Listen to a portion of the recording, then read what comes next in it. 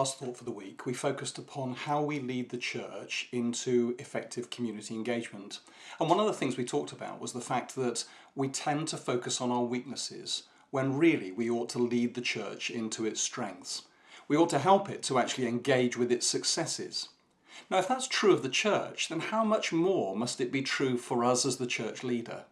How often do we actually focus on the criticisms that are placed upon us? How often do we actually focus upon our weaknesses and think about how we attend to those?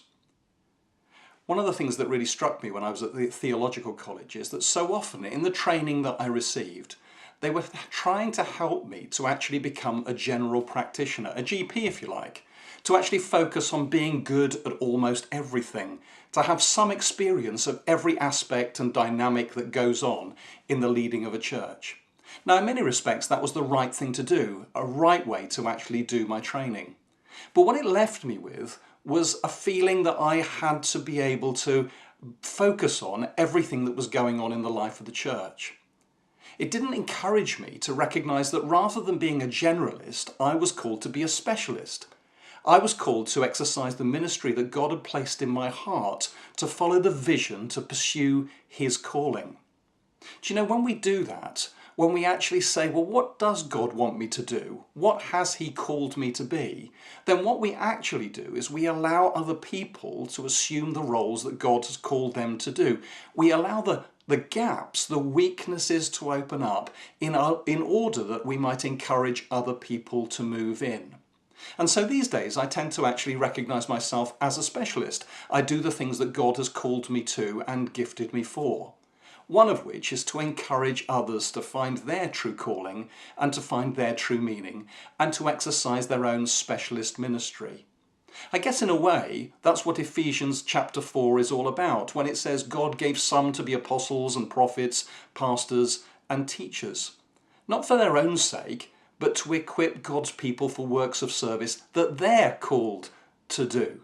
If we don't leave gaps, if we don't live with the tensions of things not always going quite right, if we don't live in the weaknesses, then how is anybody ever going to find their strength, their calling, and their life's work? As a specialist, I want to be the best I can possibly be, to the glory of God. I want to do my ministry in a way that will lead Him to say to me, well done, my good and faithful servant. But I also want to help other people to find their true potential, their strength, and play their part in the success of their church and God's church. I hope you'll think about that, and that you'll actually think about what you are called to be and to do, what you're gifted for, what the Holy Spirit has anointed you to be able to do, in order that you might do that one thing, the thing that you're called to, the strength that you have, with all your heart. Maybe you see yourself as the guy with the one talent.